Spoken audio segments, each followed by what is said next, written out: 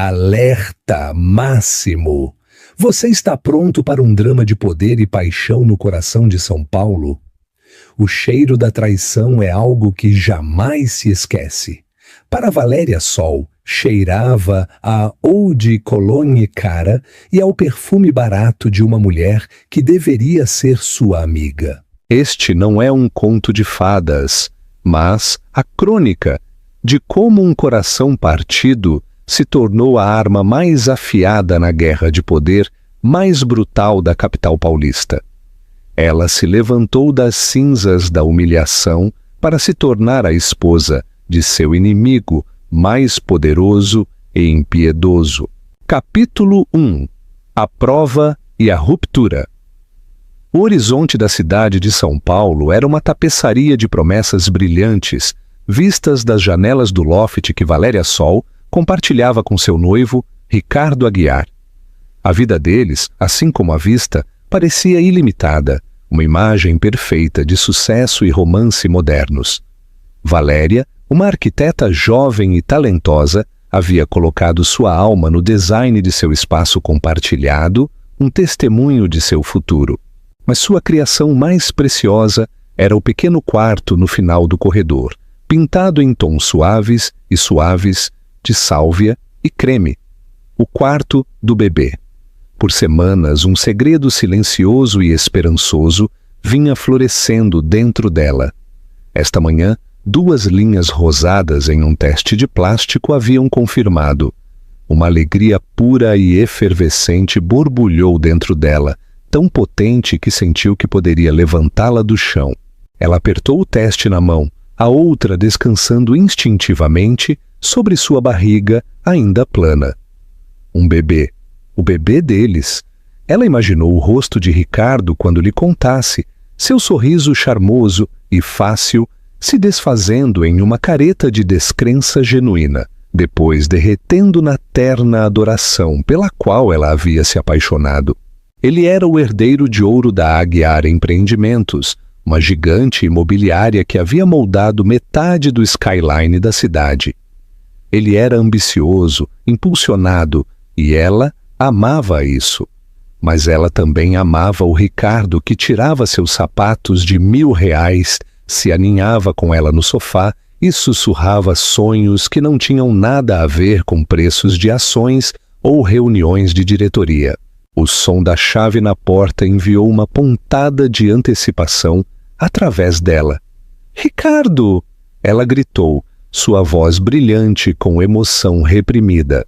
Ele entrou, parecendo em todos os sentidos o príncipe da cidade em seu terno bespoke, mas seu sorriso não alcançava seus olhos. Havia uma tensão em seus ombros que ela não tinha visto antes, um estranho olhar reservado que fez a alegria em seu peito vacilar com incerteza. "Valéria", ele disse, sua voz monótona. Ele não veio beijá-la como de costume. Ele afrouxou a gravata e foi até o bar, servindo-se de um uísque puro. Uísque puro? Ele nunca bebia isso antes do jantar. "Está tudo bem?" ela perguntou. Seu plano de anunciar alegremente a gravidez de repente parecia frágil. Ele tomou um longo gole do líquido âmbar, dando-lhe as costas. "Precisamos conversar." Essas 3 palavras eram as arautas da desgraça em qualquer relacionamento. O coração de Valéria começou a bater em um ritmo nervoso e pesado contra suas costelas. Ela colocou o teste de gravidez no bolso de sua calça jeans. "Tudo bem, fale." Ele finalmente se virou para encará-la. Seus lindos traços contorcidos em uma máscara de tensa resolução. Nós, não está mais funcionando. As palavras flutuaram no ar, tão absurdas, tão fora do lugar em sua vida perfeita, que ela quase riu. "Do que você está falando, Ricardo? Vamos nos casar em 6 meses. Estávamos olhando locais para o casamento na semana passada. Eu pensei que tudo estava perfeito." "Eu também pensei", ele disse, e a mentira em sua voz foi como um tapa físico. Mas as coisas mudaram. Minhas prioridades mudaram. Um frio pavor agudo e gelado começou a rastejar por suas costas. Que prioridades? Ele não sustentou o olhar dela. Ele olhou para a cidade, para os edifícios que levavam o nome de sua família, o império, o legado. Houve uma oportunidade, uma fusão. Ela franziu a testa, confusa. Uma fusão? O que um negócio tem a ver conosco? Ele respirou fundo, do tipo que um homem toma antes de executar uma tarefa particularmente desagradável.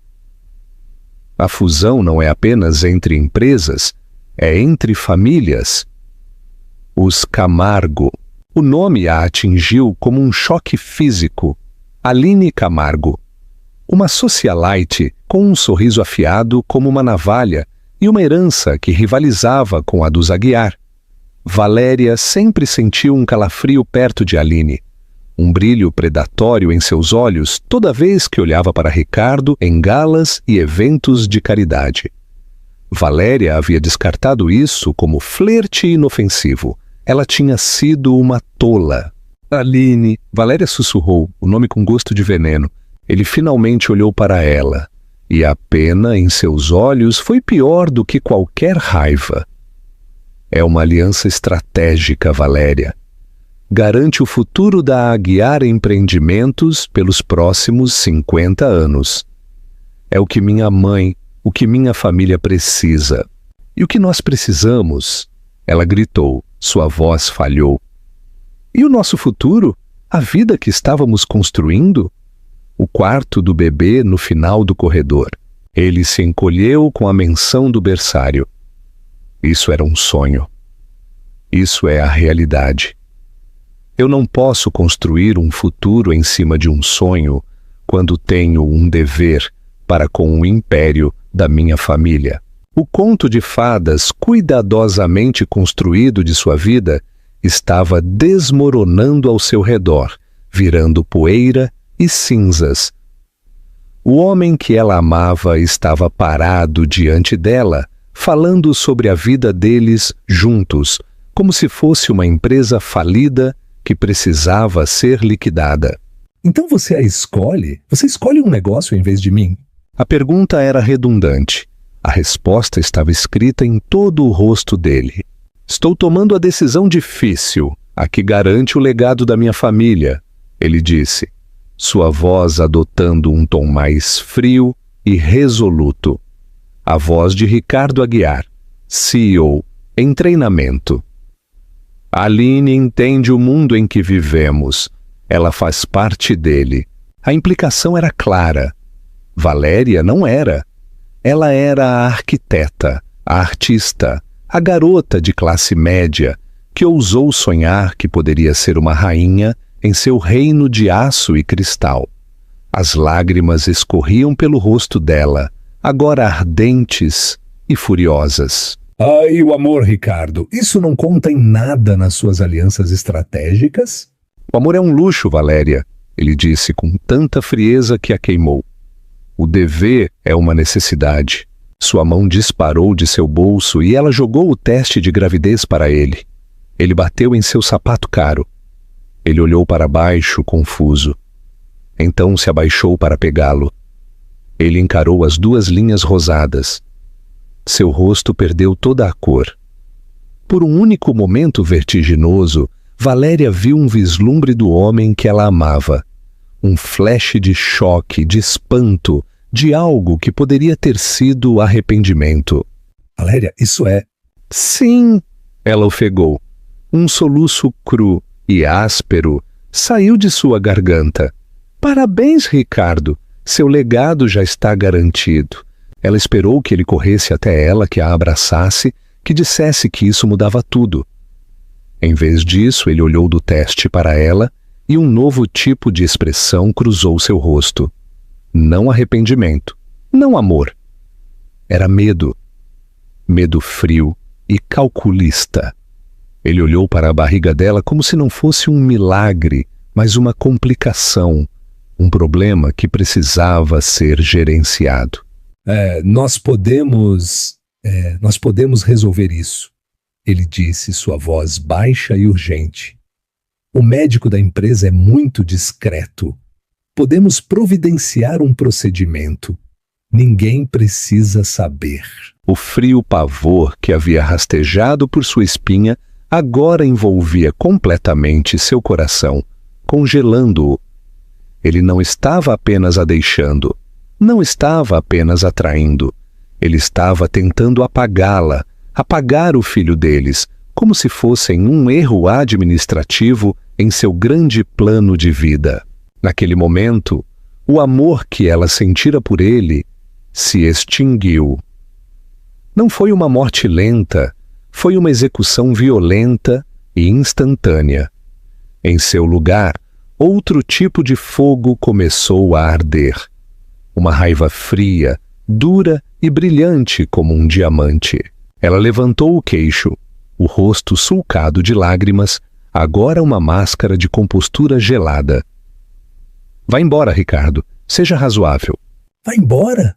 Ela repetiu, sua voz baixa e perigosa, um tom que ele nunca tinha ouvido antes. Saia do meu apartamento, saia da minha vida e nunca, jamais, ponha a mão em mim, ou fale comigo, ou com o meu filho novamente. Ele viu a finalidade em seus olhos. A porta de seu coração, uma vez aberta, estava agora parafusada, trancada e selada no gelo. Ele soltou um suspiro curto e frustrado, como se ela fosse uma funcionária teimosa, não a mulher cujo coração ele acabara de pulverizar. Os advogados da família Aguiar entrarão em contato, ele disse, sua voz de volta à do empresário frio e distante, para discutir uma compensação pelo seu silêncio. Ele colocou o teste de gravidez na bancada de mármore, como se fosse um pedaço de lixo, e saiu pela porta sem olhar para trás. Capítulo 2. A queda e o encontro com o Rei das Sombras. Valéria ficou sozinha no magnífico loft, o horizonte brilhante agora zombando dela com suas promessas vazias. Ela olhou para a porta do berçário, o quarto dos sonhos agora um monumento à sua ingenuidade. As lágrimas haviam parado. O choque estava endurecendo em algo mais, algo sólido e inquebrável em seu âmago. Ele pensou que poderia apagá-la, pensou que poderia comprar seu silêncio e descartar a ela e ao bebê deles como uma anulação corporativa. Ele não conhecia Valéria Sol.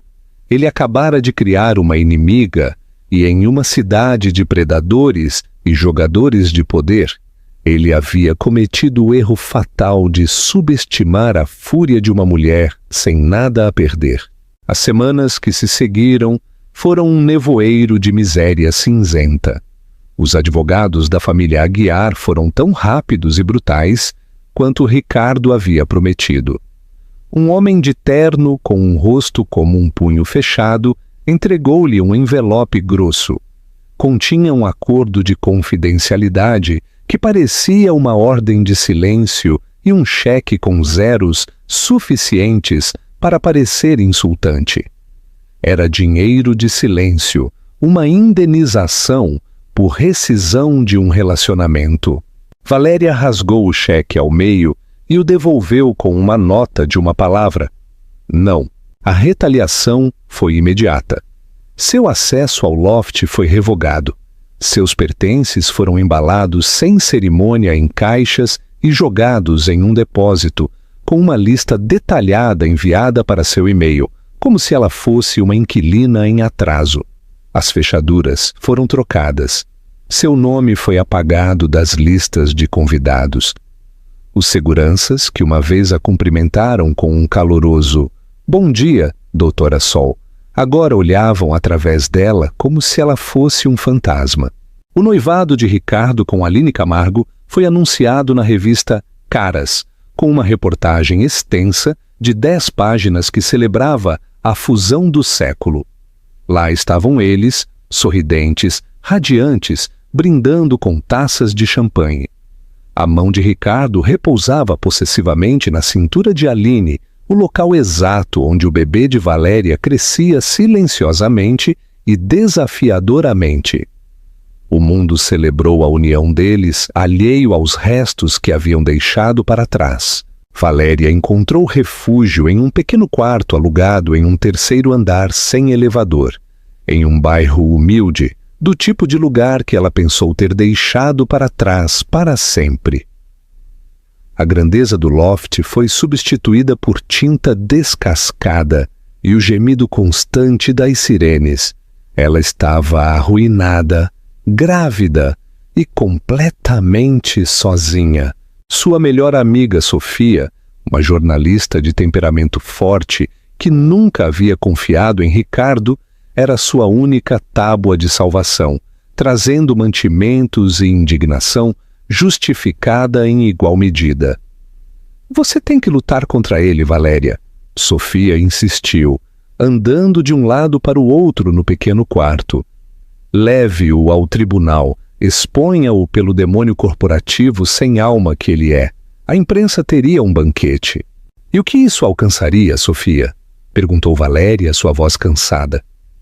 Ela estava olhando pela janela para a parede de tijolos do prédio adjacente. Os Aguiar são donos de metade dos juízes desta cidade. A equipe de RRPP dele me pintaria como uma oportunista caça-fortunas. Eles arrastariam meu nome na lama até que não sobrasse nada. Seria um escândalo de uma semana e então eu seria esquecida. E eu teria feito meu bebê passar por tudo isso por nada. Proteger seu filho era agora seu foco singular. A raiva ainda estava lá, uma luz piloto queimando constantemente em seu peito, mas estava temperada por um instinto maternal feroz. Ela começou a procurar trabalho, mas seu portfólio estava ligado a uma firma que fazia negócios significativos com a Aguiar Empreendimentos. As portas que antes estavam abertas estavam agora educadamente, mas firmemente fechadas. A influência Aguiar era longa e sufocante. Em uma tarde chuvosa de terça-feira, ao sair de uma entrevista de emprego infrutífera, com seu espírito no ponto mais baixo, ela viu um elegante carro preto em marcha lenta ao lado do meio-fio. Era um Maybach, um gigante silencioso de riqueza e poder que estava completamente fora de lugar na rua de terra batida da cidade. Ao passar pela janela traseira, ela deslizou para baixo. Lá dentro estava sentado um homem que ela reconheceu instantaneamente das páginas financeiras e colunas de sociedade. Elias Machado. Se Ricardo Aguiar era o príncipe de ouro da cidade, Elias Machado era seu rei das sombras. Sua empresa Machado Indústrias era o único rival real do Império Aguiar. Eles estavam envolvidos em uma batalha implacável de décadas por domínio em imóveis, tecnologia e finanças. Onde os Aguiar eram dinheiro antigo, que cultivava uma imagem de prestígio dinástico, Machado era uma força da natureza autodidata, um tubarão que havia devorado sua concorrência com eficiência assustadora. Ele era notoriamente reservado, raramente fotografado e, segundo rumores, absolutamente impiedoso. Seu rosto afiado e anguloso, com olhos escuros, penetrantes e inteligentes, era ainda mais intimidante pessoalmente. Senhorita Sol, ele disse, sua voz era um barítono grave, quieto e desprovido de inflexão. No entanto, exigia atenção. Valéria congelou. Seu guarda-chuva barato pouco fazia para protegê-la da chuva açoitada pelo vento. Por que o inimigo mortal de Ricardo Aguiar estava falando com ela? Um homem de uniforme de motorista rapidamente saiu do carro e abriu a porta traseira para ela. O senhor Machado gostaria de falar com a senhora. Por favor, saia da chuva. Todo instinto gritava para ela correr. Este homem era um predador e ela era uma presa ferida. Mas para onde ela poderia correr? De volta ao seu pequeno quarto e sua conta bancária encolhendo? A curiosidade e uma estranha sensação de não ter nada a perder a impulsionaram para a frente. Ela dobrou o guarda-chuva e deslizou para o luxuoso interior de couro do carro. A porta se fechou, silenciando o barulho da cidade, fechando-os em um casulo de luxo silencioso. O carro cheirava a couro rico e algo limpo e masculino como bergamota. Elias Machado a encarou com uma quietude inquietante. Seus olhos não perderam nada, absorvendo seu casaco úmido pela chuva, sua pasta desgastada e a firmeza desafiadora de sua mandíbula. "Não vou perder seu tempo, Sol", ele começou, sua voz suave como pedra polida. "Estou ciente de sua situação em relação a Ricardo Aguiar." A espinha de Valéria ficou rígida. "Minha situação é um assunto particular." Um fantasma de sorriso tocou seus lábios, desaparecendo tão rápido quanto surgiu. "Nesta cidade, quando a situação envolve o herdeiro da Aguiar Empreendimentos, raramente é particular por muito tempo. Faço questão de conhecer as fraquezas do meu concorrente, e o senhor Aguiar acaba de demonstrar uma significativa." Ele não estava falando de negócios, ele estava falando dela. "Eu não sou uma fraqueza", ela disse, sua voz aguda. "Não", ele assentiu, seu olhar intenso. "Você é uma baixa, o que a torna potencialmente um ativo muito poderoso." A mente dela acelerou, tentando decifrar o ângulo dele. Ele queria que ela fosse a imprensa, que lhe desse informações privilegiadas. "Se está procurando segredos corporativos, veio a pessoa errada. Eu era noiva dele, não sócia de negócios. Não estou interessado nos segredos de negócios dele, estou interessado na humilhação pública dele." Elias declarou sem rodeios. Ricardo Aguiar e sua mãe, Eleonora, se orgulham de sua imagem pública imaculada, seus valores familiares, seu legado. Uma noiva grávida abandonada não se encaixa na narrativa deles. "Então você quer que eu vá para a imprensa?" ela disse com um gosto amargo na boca. "Quer me usar como arma contra ele?" "Não da maneira que você pensa", ele corrigiu. "Um escândalo de imprensa é bagunçado e fugaz. Tenho uma solução mais permanente em mente, um movimento tão ousado que manchará permanentemente o nome Aguiar e me posicionará para uma vitória decisiva final contra eles." Ele fez uma pausa, deixando o peso de suas palavras assentar no carro silencioso. Valéria esperou. Seu coração batia em um ritmo lento e pesado. "Estou propondo uma fusão própria", disse Elias Machado, seus olhos escuros fixos nos dela. "Estou propondo casamento." Valéria o encarou convencida de que tinha ouvido mal. "Seu o quê?" "Um casamento entre você e eu. Nos casaremos dentro de uma semana. Você se tornará Valéria Machado. Seu filho, quando nascer, será um herdeiro Machado, criado com meu nome e todo o poder e privilégio que o acompanha. Ele não sentirá falta de nada. Você estará segura, protegida e elevada a uma posição de poder com a qual Aline Camargo só pode sonhar." A pura audácia da proposta a deixou sem fôlego. Era loucura, era enredo de novela. "Por quê? Por que diabos você faria isso?" "Por quê?", ele disse, inclinando-se ligeiramente para a frente, sua voz baixando a um sussurro confidencial. "A única coisa mais chocante do que Ricardo Aguiar cruelmente descartando sua noiva grávida é essa mesma mulher reaparecer, de braços dados, com seu maior inimigo, com o filho dela nascendo com o meu nome. É um cheque-mate, senhorita Sol. Ataca o orgulho dele, o legado dele e a posição pública dele em um movimento limpo e devastador. Isso o tornará o chacota dos círculos que mais importam para ele."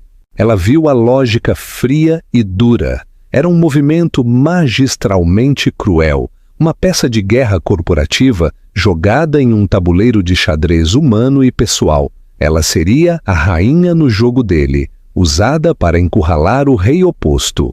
E o que você ganha com isso além de humilhar Ricardo? Ela perguntou, sua mente tentando processar a oferta impossível. Eu já disse que é uma vitória estratégica. Além disso, os termos são simples. Seria um casamento apenas no nome, um contrato. Você teria sua liberdade, suas próprias finanças, sua própria vida dentro do casamento. Meus únicos requisitos são sua lealdade pública e que você crie seu filho como um machado.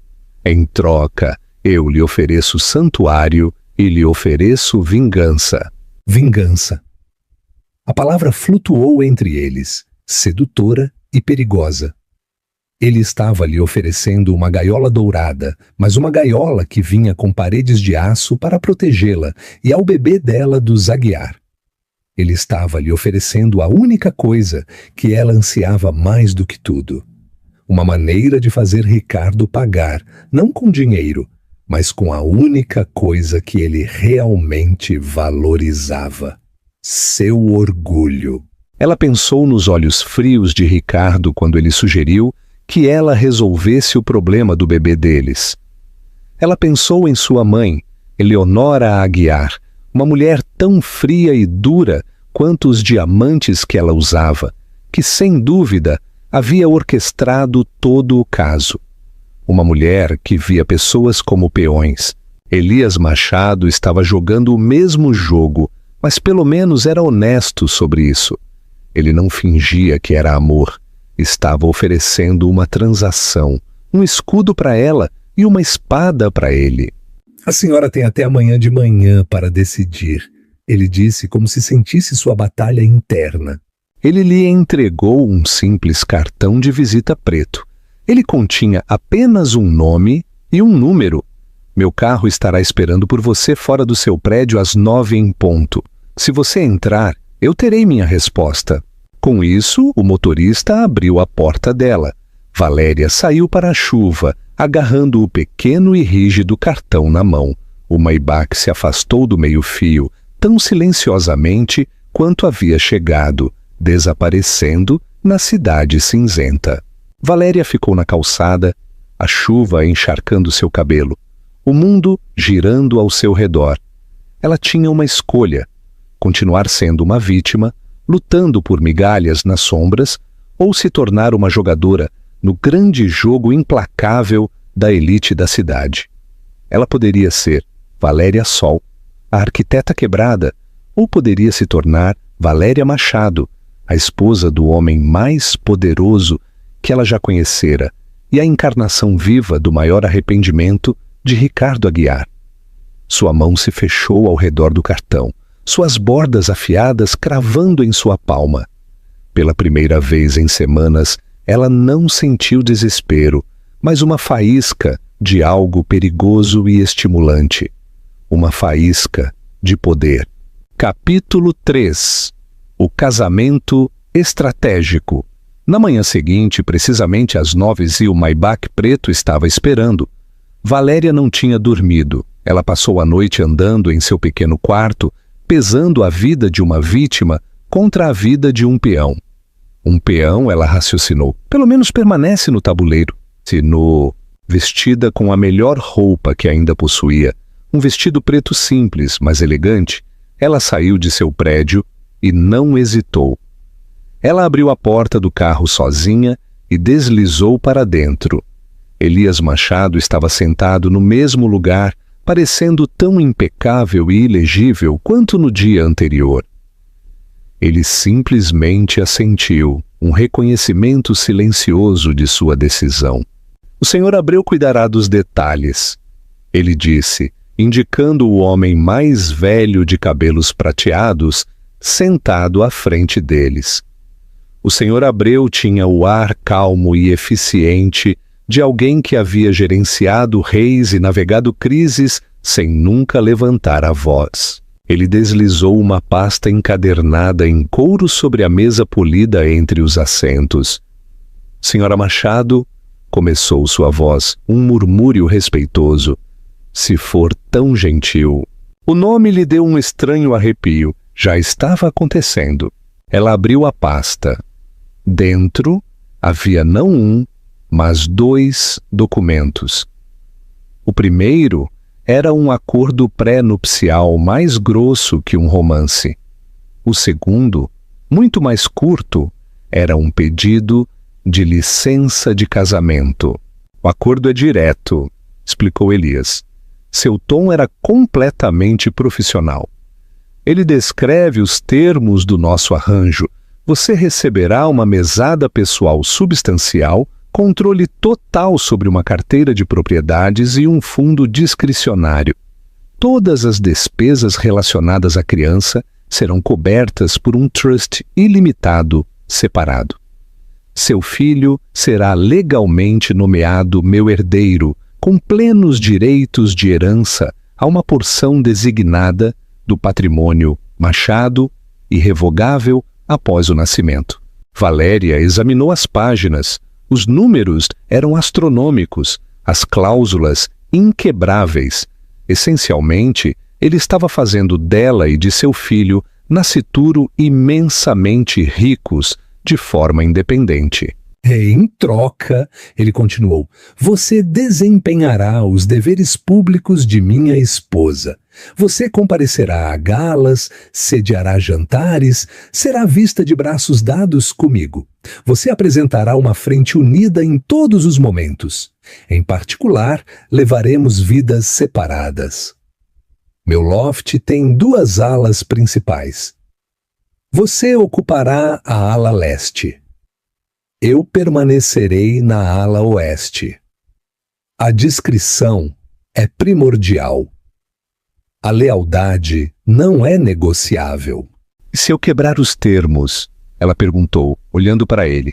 Os acordos financeiros são anulados. Você sai sem nada. Ele afirmou sem um traço de malícia. Era um fato simples. Mas o trust da criança é absoluto. Não pode ser tocado. Não importa o que aconteça entre nós. Era o safety net definitivo. Mesmo que ela falhasse, seu filho estaria seguro. Isso era tudo o que importava. E Ricardo?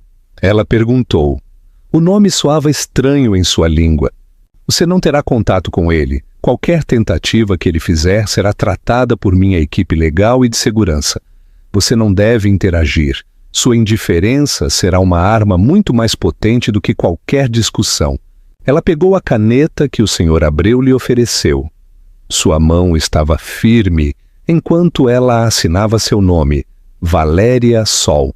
Pela última vez, ela estava assinando sua vida anterior, sua antiga identidade por um futuro de segurança dourada e vingança calculada.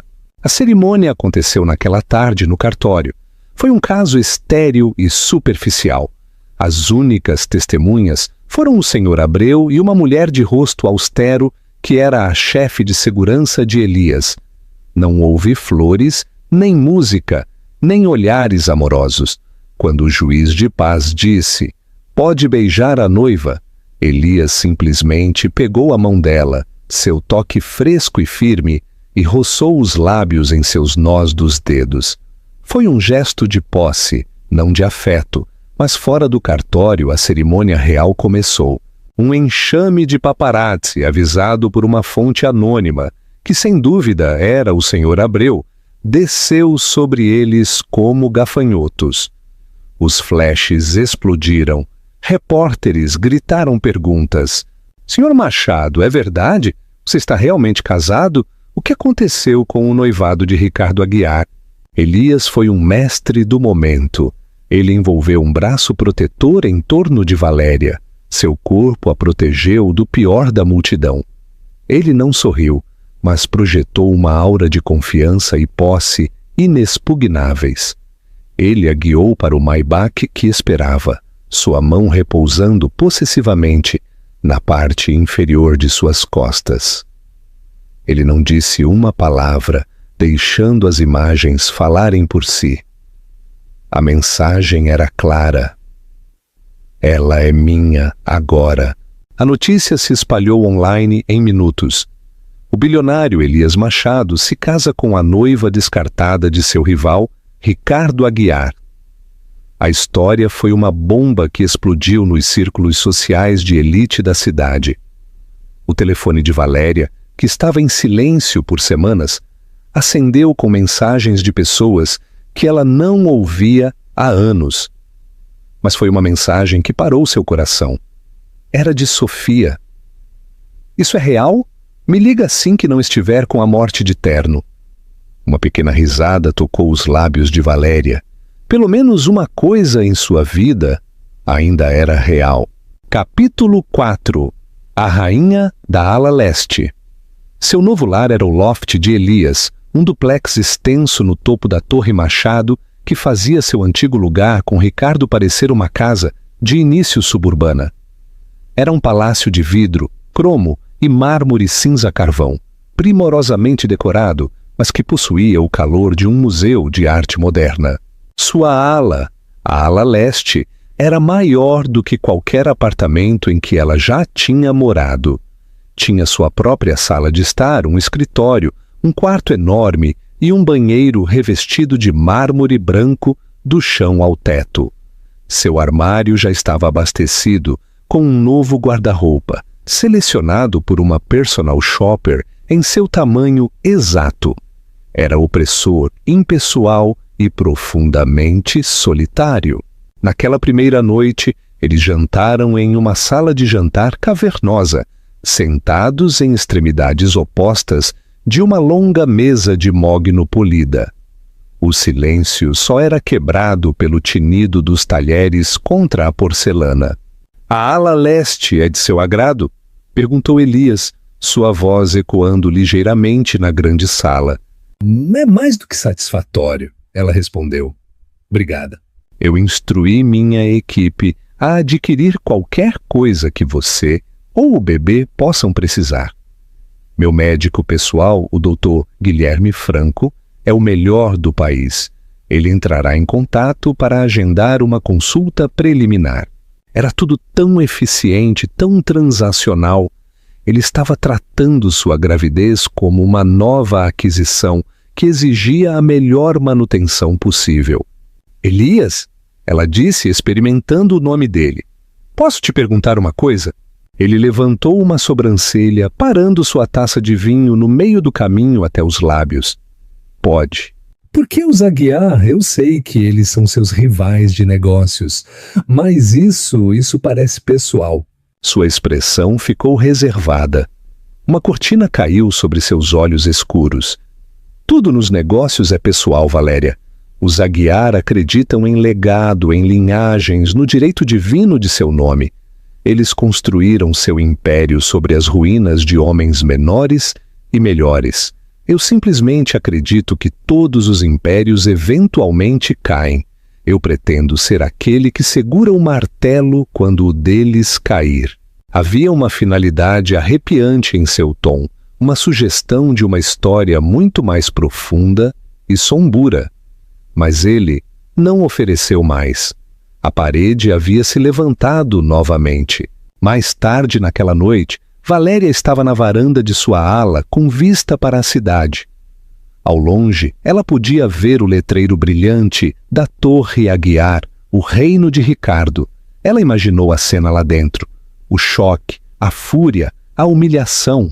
A mãe de Ricardo, Eleonora Aguiar, uma mulher tão fria e dura quanto os diamantes que ela usava, estaria apoplética. Ricardo, por sua vez, estaria fervendo. Seu orgulho, seu ativo mais frágil e essencial, havia sofrido um golpe fatal. Ele a havia jogado fora e ela havia pousado no castelo de seu inimigo, não como uma refugiada, mas como sua nova rainha. Uma notificação surgiu no novo telefone criptografado que o Sr. Abreu havia lhe dado. Era um link para um blog de sociedade enviado sem comentários.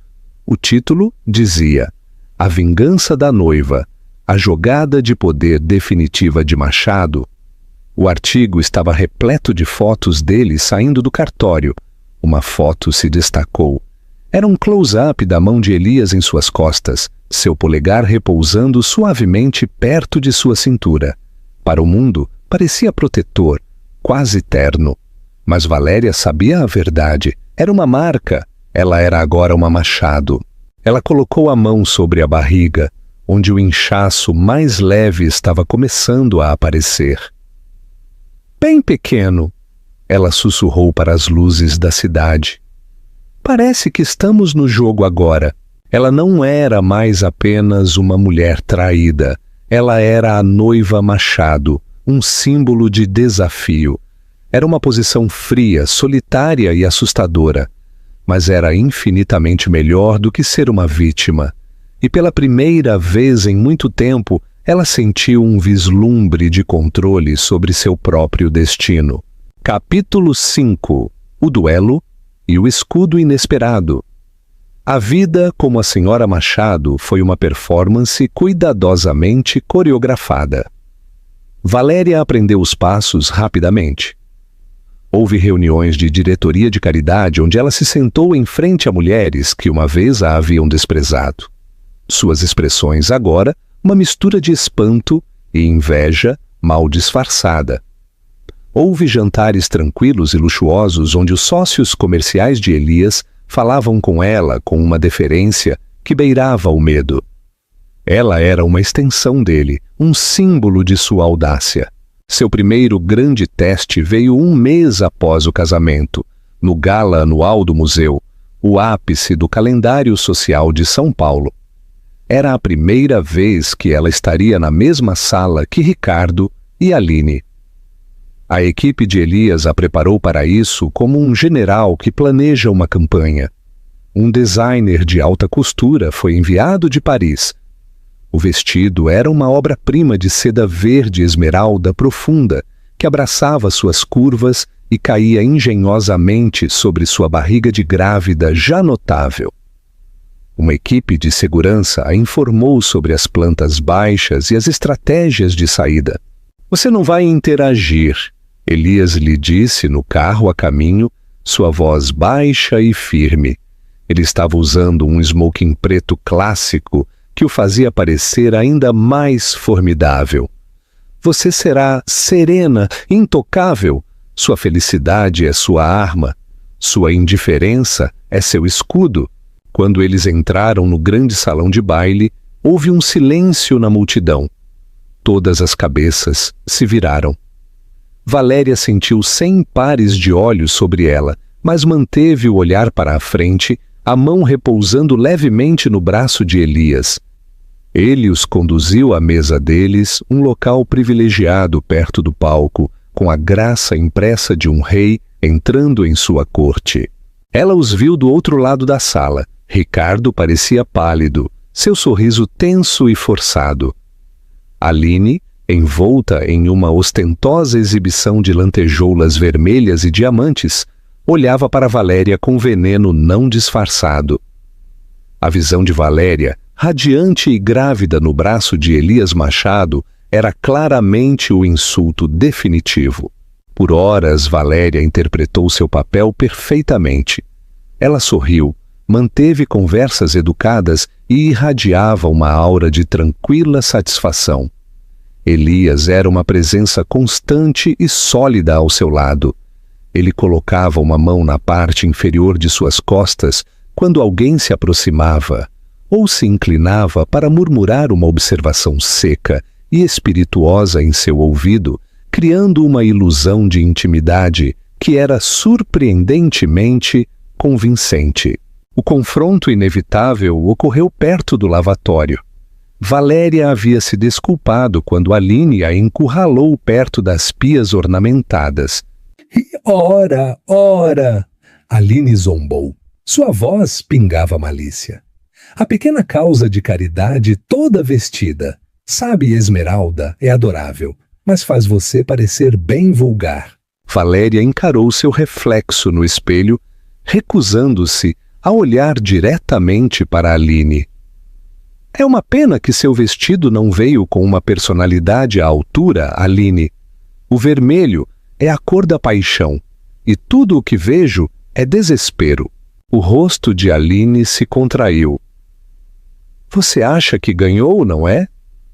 Casando com aquele monstro sem alma? Você é apenas um peão no jogo dele com Ricardo, Um bem que ele adquiriu para irritar o rival. E isso a torna o quê? Respondeu Valéria, finalmente se virando para encará-la, sua voz calma e uniforme. O prêmio de consolação.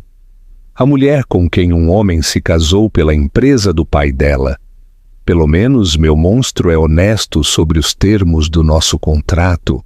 Você pode dizer o mesmo do seu marido? Antes que Aline pudesse retrucar, Ricardo apareceu correndo para o lado dela. Aline, o que está acontecendo?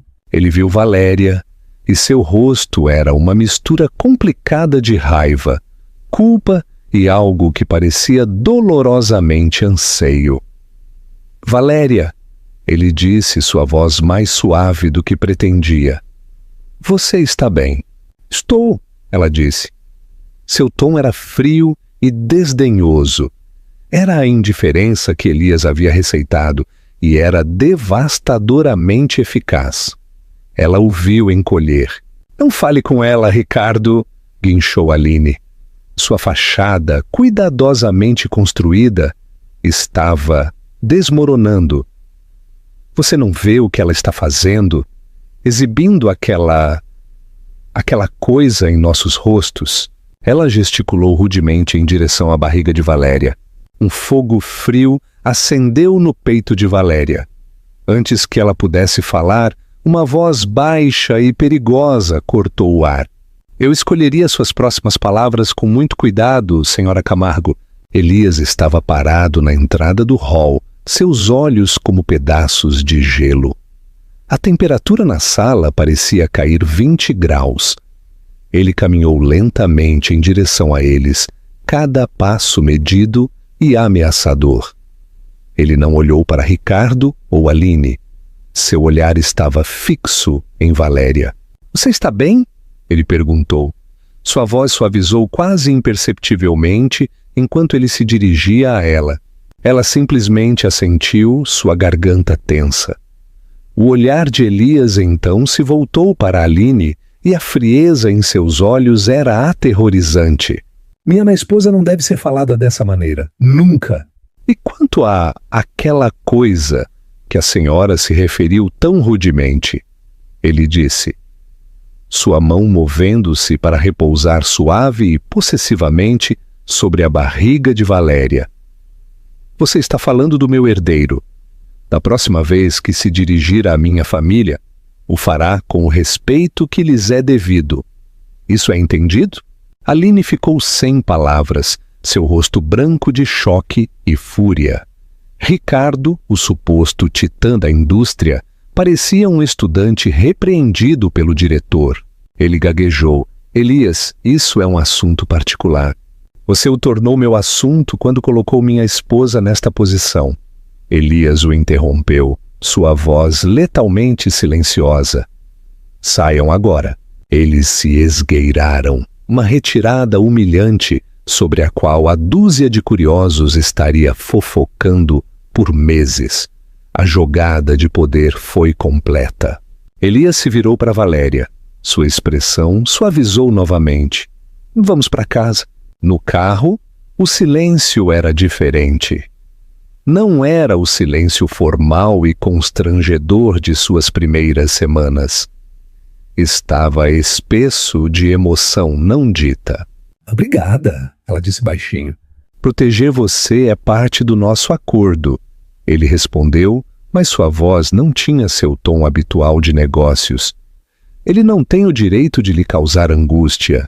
Capítulo 6. O vínculo da vulnerabilidade. Algumas semanas depois, a realidade de sua gravidez atingiu com força. Uma dor aguda repentina em uma tarde enviou uma onda de pânico através dela. Ela agarrou o estômago, tonta e aterrorizada. Ignorando o protocolo de contatar o Sr. Abreu, ela fez a única coisa que lhe ocorreu. Ela ligou para o número pessoal de Elias. Ele atendeu no primeiro toque. Elias, algo está errado. Ela ofegou. O bebê. Eu estou com essa dor. A linha ficou em silêncio por uma fração de segundo. Fique onde está. Estou a caminho. Ela esperava que ele enviasse o Dr. Franco ou o Sr. Abreu. Mas 20 minutos depois foi o próprio Elias quem invadiu sua ala, sua gravata afrouxada, seu rosto pálido com um medo cru e não disfarçado que ela nunca tinha visto nele antes. Ele não hesitou. Ele a levantou em seus braços como se ela não pesasse nada e a levou para o carro que esperava, gritando ordens para sua equipe. Leve o Franco para o hospital. Limpe o caminho, agora. No hospital, ele nunca saiu do lado dela. Ele segurou a mão dela enquanto os médicos faziam testes, seu aperto firme e tranquilizador. Ele falou com a equipe médica com uma autoridade cortante e urgente que obteve resultados imediatos. As horas se misturaram em um nevoeiro de medo e desconforto. Acabou sendo um susto, uma complicação chamada dor do ligamento redondo, comum na gravidez, mas assustadora. O bebê estava bem, saudável e forte.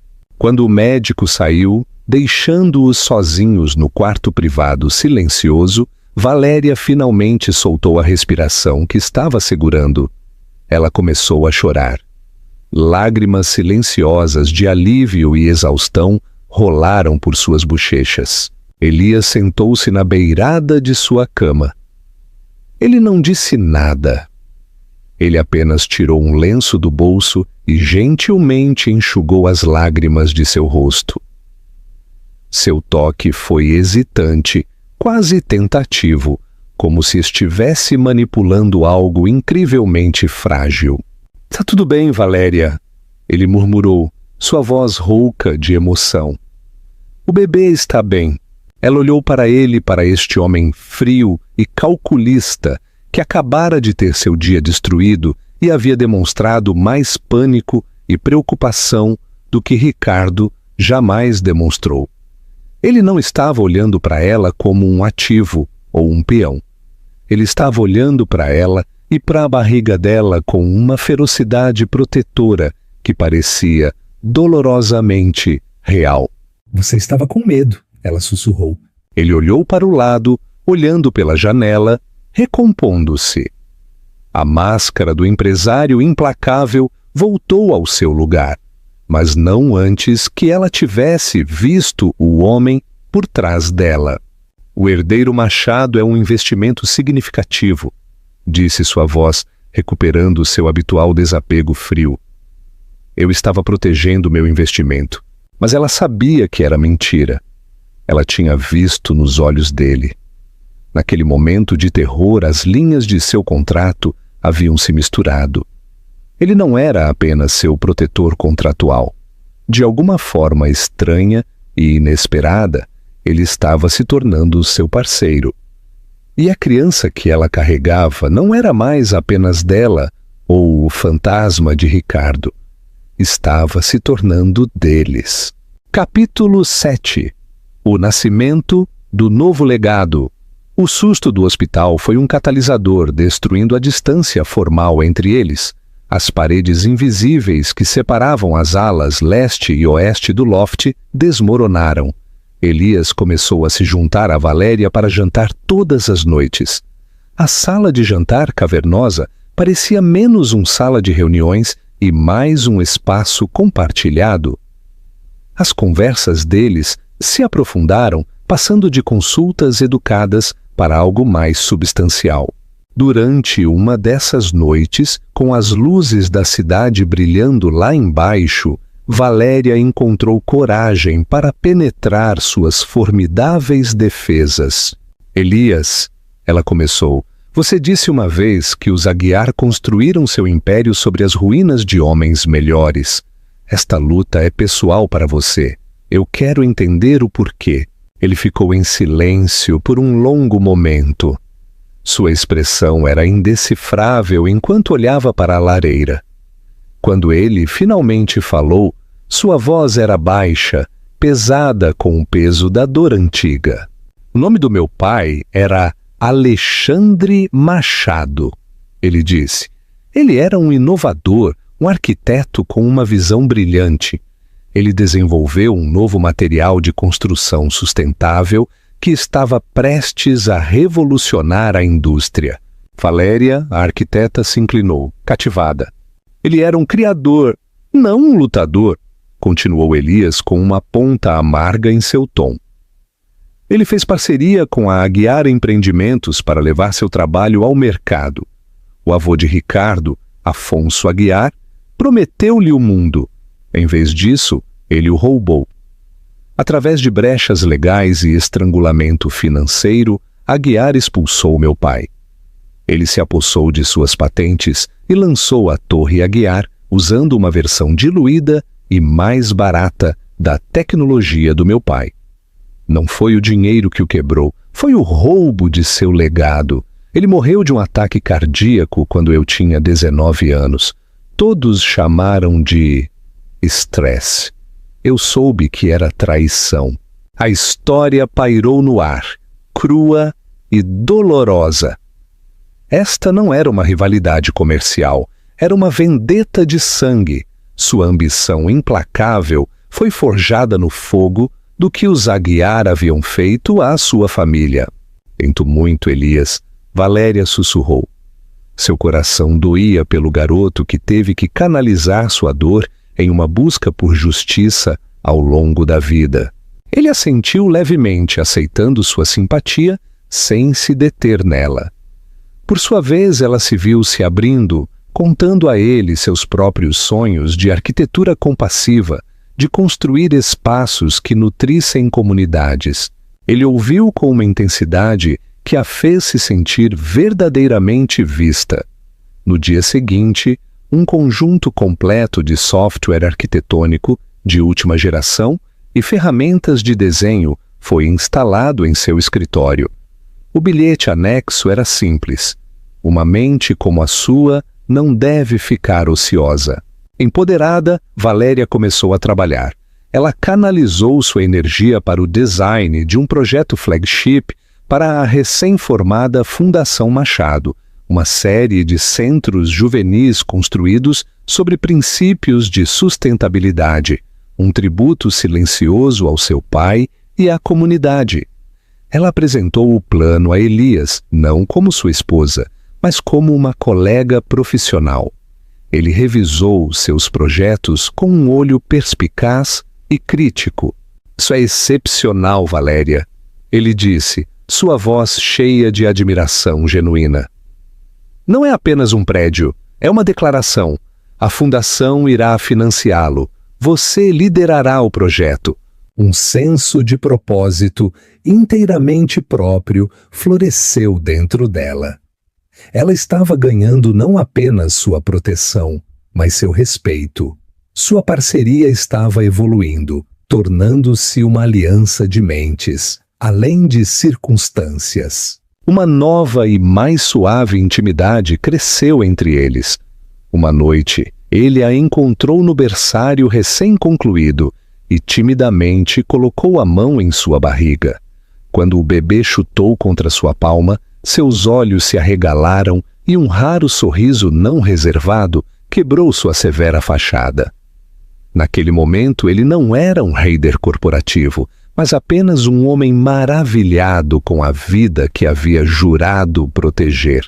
Quando ela entrou em trabalho de parto, Elias foi sua âncora. Ele esteve ao seu lado durante cada contração. Sua força foi seu apoio. Sua respiração calma foi seu foco. Ricardo Aguiar era um fantasma de uma vida passada. O homem que importava estava aqui, totalmente presente. Luan Machado nasceu ao amanhecer com um choro saudável e uma cabeça cheia de cabelo escuro. Depois que as enfermeiras colocaram o bebê embrulhado nos braços de Valéria, ela olhou para Elias. Ele estava parado perto da janela, parecendo completamente impressionado. Você gostaria de segurar seu filho? Ela perguntou suavemente. Ele se aproximou da cama com uma reverência que ela nunca tinha visto nele. Enquanto ela gentilmente lhe passava o pequeno embrulho, Elias o aninhou contra o peito. Ele olhou para o bebê, que deveria ser uma ferramenta para a vingança, e sua compostura inabalável se quebrou.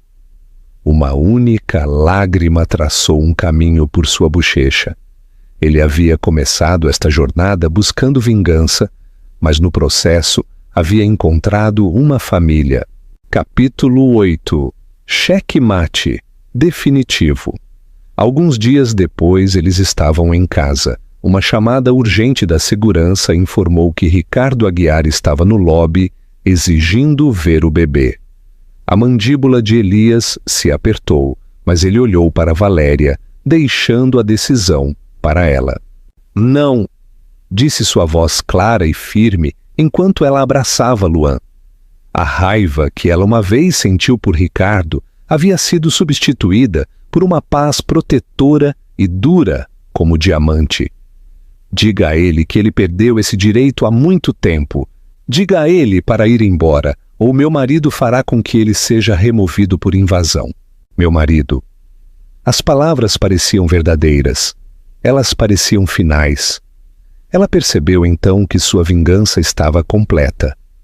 Não estava na espiral de queda de Ricardo, sobre a qual ela ouvia sussurros, mas em sua própria felicidade tranquila. Estava em ver Elias, o homem mais impiedoso da cidade, embalar suavemente seu filho para dormir. Seu casamento, nascido de um contrato frio, havia sido reescrito pela vulnerabilidade compartilhada e pelo amor inesperado, tornando-se mais real do que qualquer um deles poderia ter previsto. O nascimento de Luan Machado transformou sua aliança. Para Elias, a vingança deu lugar ao legado. Para Valéria, o instinto de proteger seu filho forjou uma nova força inquebrável. A guerra com os Aguiar não era mais sobre o passado, era sobre garantir um futuro seguro de sua influência tóxica. O propósito de Valéria se aguçou. Enquanto organizava seus antigos arquivos digitais, ela encontrou um disco rígido criptografado. Ricardo uma vez disse a ela com desdém para guardá-lo, chamando-o de assunto familiar antigo. Sua curiosidade foi despertada. Ela o levou para Elias. A equipe de tecnologia dele o abriu em questão de horas, revelando uma caixa de Pandora digital. Era uma confissão em gigabytes, décadas de corrupção dos Aguiar, desde subornos ilegais até relatórios fraudulentos. O mais condenatório de tudo era que ele continha os documentos de parceria originais e inalterados que provavam o roubo sistemático do trabalho de vida de Alexandre Machado. Em sua arrogância, ele guardou um livro de jogadas dos pecados de sua família, disse Elias, sua voz um grunhido baixo enquanto ele olhava para a tela. Agora é a elegia deles, respondeu Valéria colocando a mão em seu ombro.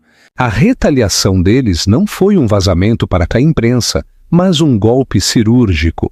A equipe jurídica de Elias entregou discretamente a evidência aos investigadores federais.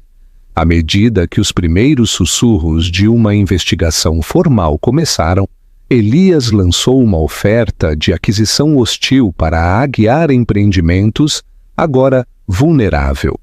Os aliados, incluindo a família Camargo, abandonaram o navio afundando dos Aguiar. A notícia explodiu como um maremoto. Aguiar Empreendimentos sob investigação. A dinastia infalível acabou. O confronto final não foi em uma sala de reuniões, mas em sua casa. Ricardo apareceu no loft uma noite, tendo se esgueirado pela segurança. Um fantasma desesperado assombrando uma vida que ele havia jogado fora. Ele parecia magro, sua arrogância substituída por um pânico cru. Valéria, você tem que parar com isso, ele implorou seus olhos selvagens. Minha mãe, a empresa, tudo se foi. Isso é sua culpa. Valéria ficou parada diante dele, calma e resoluta, segurando Luan, dormindo pacificamente contra seu ombro. Não, Ricardo, a culpa é sua. Sua família construiu um reino sobre mentiras. A fundação sempre foi podre. Tudo o que fizemos foi expor a verdade. O olhar dele pousou em Luan. Um anseio doloroso em seus olhos. Ele é meu filho. Por favor, Valéria. Eu fui um tolo. Eu vejo isso agora. Podemos ser uma família. Você, eu e nosso garoto. As palavras que uma vez a teriam destruído agora não tinham significado. Uma família? Ela perguntou, sua voz baixa, mas firme. Você não queria uma família. Você queria gerenciar uma complicação. Quando me tornei inconveniente, você tentou me jogar fora. Ela olhou para seu filho depois de volta para o homem quebrado diante dela. A diferença, Ricardo, é que o homem com quem estou agora me viu no meu ponto mais quebrado e não viu um inconveniente. Ele viu uma rainha. Agora, adeus. Com essa dispensa final e devastadora, ela lhe deu as costas. Foi a última vez que ela o viu. O Império Aguiar foi desmantelado. Eleonora foi indiciada e Ricardo, desonrado e deserdado, desapareceu. Elias adquiriu a Torre Aguiar e, em um movimento final simbólico, agendou-a para demolição. Em seu lugar seria erguido o Centro Alexandre Machado, para a inovação com Valéria como arquiteta-chefe. Meses depois, Valéria estava parada em sua varanda. As luzes da cidade cintilavam lá embaixo. Elias se aproximou para ficar atrás dela, envolvendo os braços em torno de sua cintura. Eles ficaram no conforto silencioso de uma vida compartilhada. O filho deles dormia pacificamente dentro de seu mundo, finalmente em paz. Nosso casamento de conveniência, ela começou, virando-se em seus braços para encará-lo. Sim? Ele perguntou, seus olhos escuros suaves com uma emoção que ele não escondia mais. Tornou-se muito inconveniente, ela sussurrou. Um sorriso tocou seus lábios. Parece que me apaixonei pelo meu marido. Um sorriso genuíno, aquele que ela tinha aprendido a amar, se espalhou pelo rosto dele. Então a inconveniência é mútua? Elias Machado murmurou antes de abaixar a cabeça e beijá-la. Não foi um beijo de posse ou vingança, mas de profundo amor e um futuro compartilhado. Um novo legado construído não sobre as cinzas do passado, mas sobre o terreno sólido de uma família forjada no fogo. Reflexão e chamada para a ação. Desde as profundezas de uma traição devastadora, Valéria Sol não apenas sobreviveu. Ela orquestrou uma ressurreição. Ela transformou sua maior dor em seu poder supremo, provando que a melhor vingança não é barulhenta e explosiva, mas silenciosa, estratégica e profundamente satisfatória. Ela não apenas se casou com o inimigo de seu ex-noivo, ela construiu uma nova vida, um novo legado e encontrou um amor mais real e poderoso do que o conto de fadas que pensou ter perdido. Sua história é um testemunho da incrível resiliência do coração humano e um lembrete de que às vezes perder tudo é a única maneira de encontrar o que realmente importa. Diga-nos nos comentários qual foi o seu momento favorito da estratégia de Valéria. Você acha que o casamento dela com Elias foi amor verdadeiro ou a aliança definitiva de poder? Se a jornada de Valéria de desgosto a triunfo a comoveu, e se você acredita no poder de reescrever sua própria história, mostre seu apoio. Curta este vídeo, compartilhe-o com alguém que precise de uma história de força e certifique-se de se inscrever em nosso canal para mais histórias inesquecíveis de justiça, empoderamento e vitória definitiva.